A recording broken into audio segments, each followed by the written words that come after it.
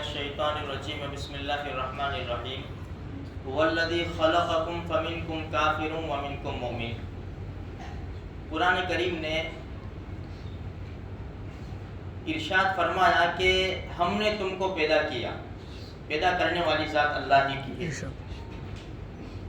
فمنکم کافر ومنکم مؤمن، دو ہی جماعتیں قرآن کریم نے بتائی ہے، چاہے دیندار ہوں گے یا بے دین ہوں گے، مسلمان ہوں گے یا کافر ہوں گے، کیونکہ ہماری شریعت بھی ایک ہے، ہمارے اللہ بھی ایک ہے، ہمارے نبی بھی ایک ہے، اور جس نے بھی لا الہ الا اللہ محمد رسول اللہ کی گواہی دی نے وہ ایک جماعت میں آ گیا، پورے کے پورے سب ایک ہے، اور جس نے اس گواہی کا انکار کیا وہ غیر ہے۔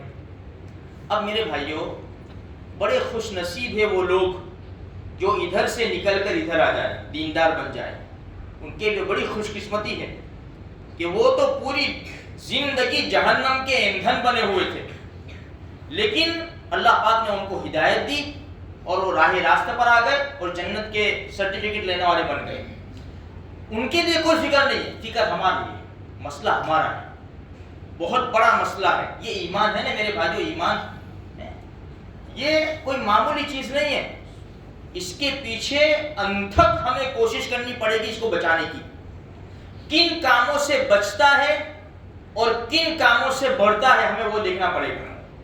جن کاموں سے ایمان بڑھتا ہے، نماز، روزہ، عبادات، اس سے ایمان میں ترقی ہوتی ہے، انسان ایمانی اعتبار سے مضبوط بنتا ہے، پھر حی علی الصلاۃ حی علی الفلاح کی آواز سن کر بیٹھے گا نہیں، وہ فوراً اللہ کے دربار میں آئے گا۔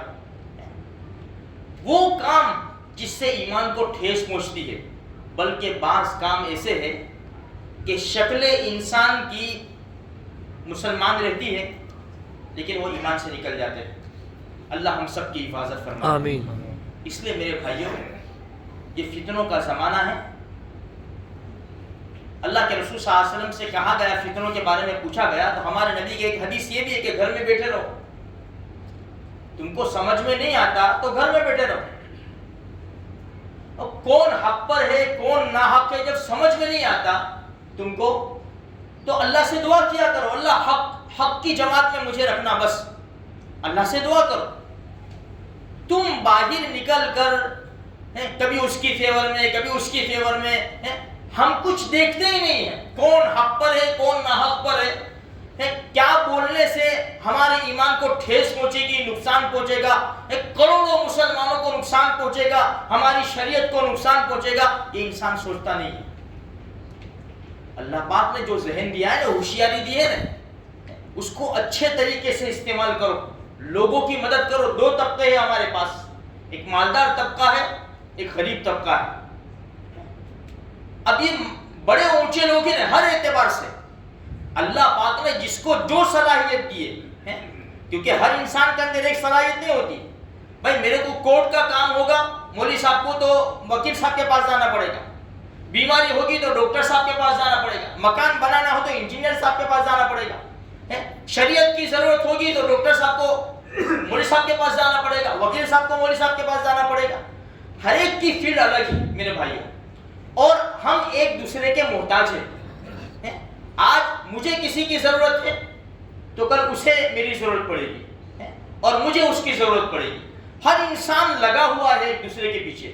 یہ نہ سمجھے کہ میں ہوشیاری کر جاؤں گا، میں آگے نکل جاؤں گا اور مجھے کسی کی ضرورت نہیں پڑے گی، یہ نہیں ہے میرے بھائیوں۔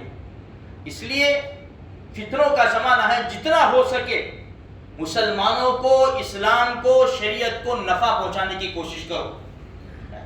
صحابہ کرام کے واقعات تو دیکھو، وہ غسیل الملائکہ، پہلی رات ابھی بیوی سے مل رہے ہیں اور آواز آ رہی ہے کہ دشمن نے پکارا ہے، غسل بھی نہیں کیا اور میدان جنگ میں گئے، شہید ہو گئے، فرشتوں نے غسل دیا۔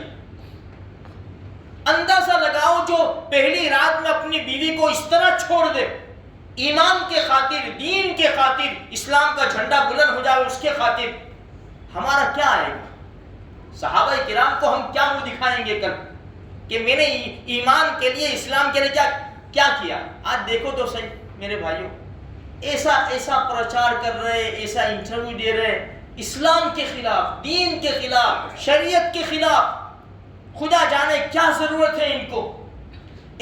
سمجھ میں بھی نہیں آتا کہ ہم کیا کر رہے ہیں. بس بول رہے، بے تحاشا بول رہے کہ ہمیں کوئی پوچھنے والا نہیں ہے. ہاں تمہیں دنیا میں کوئی نہیں پوچھے گا، لیکن مر کر خدا کے سامنے تو جانا ہے. اسلام کے خلاف تم بولے، مساجد کے خلاف بولے، تم مراکز کے خلاف بولے، تم مسلمانوں کے خلاف بولے. بھائی جس نے کلمہ پڑھا ہے وہ تو مسلمان ہے، اس کے بارے میں ہم بول نہیں سکتے. اسی لیے میرے بھائیوں، ہم کسی کے خلاف نہ، کتابوں میں ہے نا بھائی کسی کی تعریف نہ کر سکو نا تو برائی بھی مت کرنا اس کی. کسی کو فائدہ نہیں پہنچا سکتے تو نقصان کیوں پہنچا دو. فائدہ نہیں پہنچا سکتے تو نقصان بھی نہ پہنچاؤ نا. تمہارے اندر یہ صلاحیت نہیں ہے. میں کسی کی تعریف نہیں کر سکتا، میں کسی کو فائدہ نہیں پہنچا سکتا تو برائی بھی نہ کروں اور نقصان بھی نہ پہنچاؤں کسی کو. میرے بھائیوں بہت بڑی فکر کی بات ہے. دیکھو ایک گورنر کے، مصر کے گورنر تھے قیس ابن سعد عبادہ رضی اللہ تعالیٰ عنہ. ایک بری عورت آئی، اندازہ لگاؤ وہ کتنے ہوشیار لوگ تھے اور کس طرح لوگوں کے اشارے سمجھتے تھے اور فائدہ پہنچاتے تھے.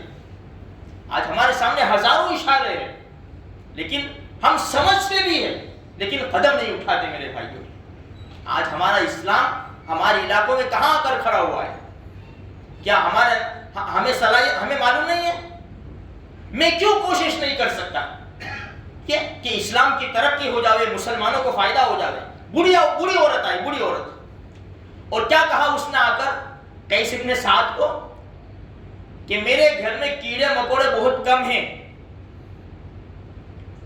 تو دوسرے ساتھی بیٹھے ہوئے تھے، دیکھا کتنا بہترین اشارہ ہے. جاؤ اس عورت کے گھر کو روٹی، گوشت، کھجور اور گھی سے بھر دو. اس کے وہاں کچھ بھی نہیں ہے. اس عورت کے وہاں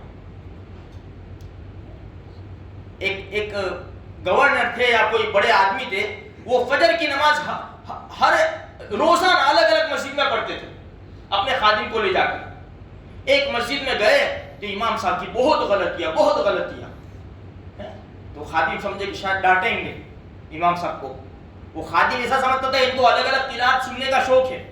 گھر گئے اور پیسوں کی تھیلی بنائی اور کہا کہ جاؤ وہ امام صاحب کو دے دو جہاں آج فجر کی نماز ہم نے پڑھی ہے. کیوں؟ جاؤ تم کو سمجھ میں نہیں آئے گا، بیچارے بہت پریشان ہے. وہ تو ایسا لگتا ہے کہ ان کے گھریلو معاملے میں بہت پریشانی ہے ان کو. جاؤ دے کر آؤ.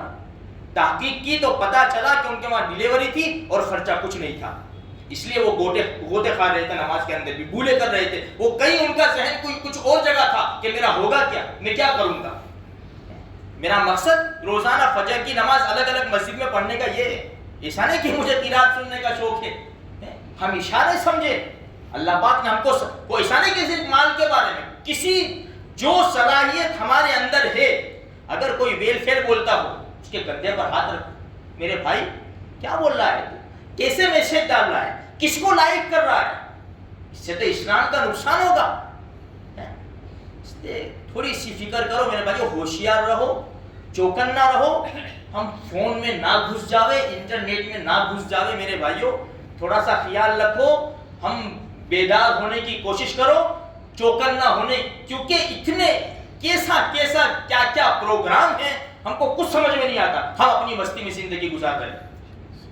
اس لیے معاف کرنا، اگر کڑوی بات لگی ہو تو معاف کرنا. تو ہمارے حالات بڑے نازک ہیں. نقصان تو دیکھو ہمیں کتنا ہو رہا ہے. بے شمار مسلمان ایسے جو جن کا کوئی قصور نہیں ہے جیلوں میں بند ہیں. جاؤ ان کے گھر پہ جا کر تو دیکھو. ان کی ماں بہنیں، ہمارے یہاں ہوتا ہے، اللہ ہم سب کی حفاظت فرماوے. 2-3 دن آدمی جیل میں جاتا ہے تو کیسے ان کے گھر کے حالات ہو جاتے ہیں. کورٹ میں جا کر دیکھو، جب ان کو لاتے ہیں نا گواہی اس کے لیے، تو کون ہوتا ہے؟ بری ماں ہوتی ہے، جوان عورت ہوتی ہے، معصوم بچے ہوتے ہیں. کون ان کے ساتھ دینے والا کون ہوتا ہے؟ بہت بڑی فکر کی بات ہے. ہماری ذمہ داری ہے. ایسا نہیں کہ ہم چھوٹ گئے، ہم آزاد ہو گئے. یہ ہماری بہت بڑی ذمہ داری ہے. اسلام کے اوپر بھی ہمارے نبی ہمارے کندھوں پر بوجھ ڈال کر گئے. یہ بات یاد رکھنا. آخری خطبے میں کہا تھا نا، بلغوا عنی ولو آیا فلیبلغ الشاہد الغائب. جو تم میں سے حاضر ہے وہ غائب کو ہماری بات پہنچا دے گے. ہماری ذمہ داری ہے یہ. کلکم راعٍ وکلکم مسئول عن رعیتہ، تم میں سے ہر ایک نگہبان ہے اور ہر ایک کو اس کے ماتحت کے بارے میں پوچھو گی. تھوڑی سی فکر کرو میرے بھائیوں، نمازوں کی پابندی کرو، قرآن کریم کی تلاوت کرو، اللہ سے خوب دعائیں کرو. ہمارے سارے اسباب ختم ہو گئے، ساری لائنیں ٹوٹ گئی، کاٹ دی گئی ہماری ساری لائنیں. ایک ہی لائن باقی ہے، وہ رب کی لائن ہے.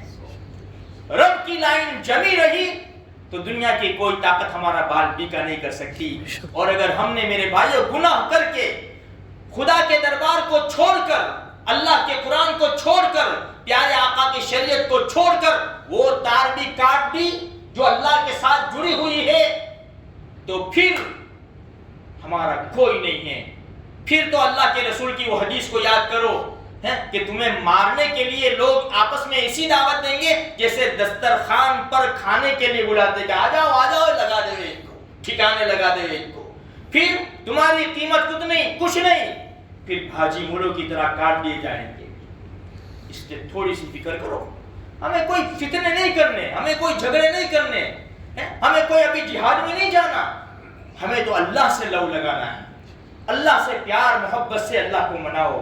رب ہم بہت بڑے گنہگار ہیں، ہماری ساری زندگی کے سارے گناہوں کو معاف فرما دے، ہمارے لیے راستے کھول دے اور ہمیں سکون کی زندگی نصیب فرما. جو کچھ کہا گیا سنا گیا، اللہ تبارک و تعالی ہم سب کو اس پر عمل کرنے کی توفیق عطا فرمائے.